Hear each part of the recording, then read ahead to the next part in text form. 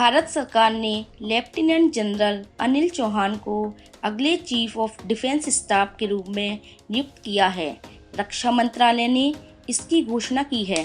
वह भारत सरकार के सैन्य मामलों के विभाग के सचिव के रूप में कार्य करेंगे। पूर्व सीडीएस जनरल बिपिन रावत के हवाई दुर्घटना में निधन के बाद नए सीडीएस की नियुक्ति पर मंथन हो रहा था। आज केंद्र ने इस पर मुहर लगा दी। 11वीं गोरखा राइफल्स में मिला था कमीशन।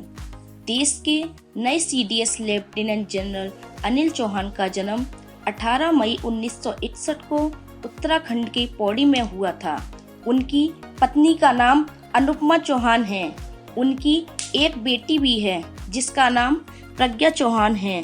राष्ट्रीय रक्षा अकादमी खड़गवासला और भारतीय सैन्य अकादमी देहरादून के पूर्व छात्र रहे लेफ्टिनेंट जनरल चौहान को 1911 में 11वीं गोरखा राइफल्स में कमीशन दिया गया था। लेफ्टिनेंट जनरल अनिल चौहान ने सैन्य संचालन महानिदेशक के रूप में कार्य किया है।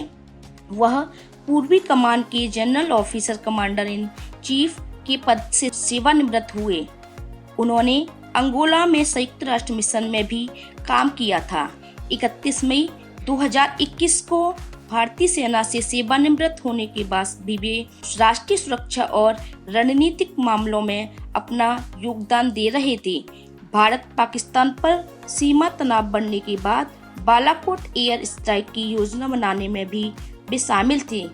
लेफ्टिनेंट जनरल अनिल चौहान पिछले साल 31 मई को 40 साल की सेवा के बाद general officer commanding in chief पूर्वी कमान के पद से रिटायर हुए थे। लेफ्टिनेंट जनरल अनिल चौहान के पूर्वी कमान के general officer commanding in chief रहने के दौरान पूर्वोत्तर क्षेत्र में उग्रवाद में बड़ी कमी आई थी। बतौर डीजीएमओ वह ऑपरेशन सनराइज के मुख्य शिल्पी थे, जिसके तहत भारतीय और म्यांमार सेना ने दोनों देशों की सीमाओं के पास उग्रवादियों के विरुद्ध समन्वित अभियान चलाया था।